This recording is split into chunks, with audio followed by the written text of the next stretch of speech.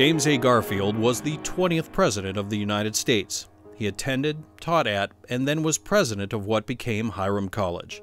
More than 130 years after his passing, the Garfield Institute for Public Leadership exists as homage to the statesman and guiding inspiration to the student.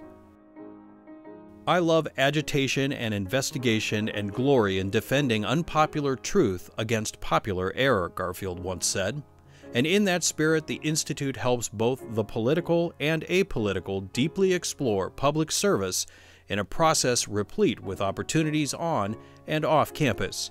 It could be a visit by an esteemed speaker, or perhaps trips to the nation's capital and the Federal Reserve Bank in Cleveland. The experience that I have here is so valuable because it's exposing me to this sort of lifestyle of being able to talk to people who are so knowledgeable in certain fields and learning from a variety of different people and being able to engage them. For the Garfield students, we're hoping to do a sort of consciousness, or maybe a better way to put it, ambitiousness raising exercise by putting them in direct and conversational contact with people who really do exercise such positions of leadership. You participate, and you participate because you are going to get something out of it. Is it internships? Is it maybe a job somewhere on Capitol Hill when you graduate? Networking with all these people. So yes, I think they do get it.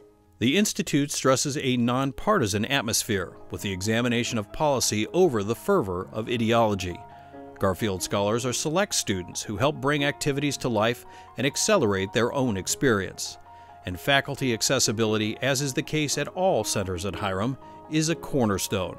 I think Hiram has one of the best faculty members, and I think one of the greatest assets Hiram has is faculty member, because they're always there for you. You know, you feel like there's someone who's taking care of you, who wants you to grow, who wants you to learn, who wants you to improve in your life.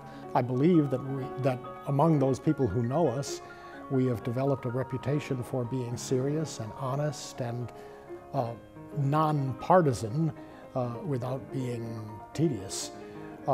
Dealing with interesting questions in an important way.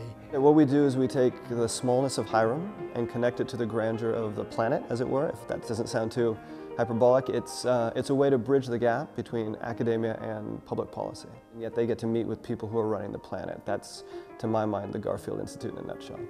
Standing as tribute to the Institute's namesake is the granite stone of Garfield and the Kortansky Meeting House, a church relocated from Mecca, Ohio, and rebuilt.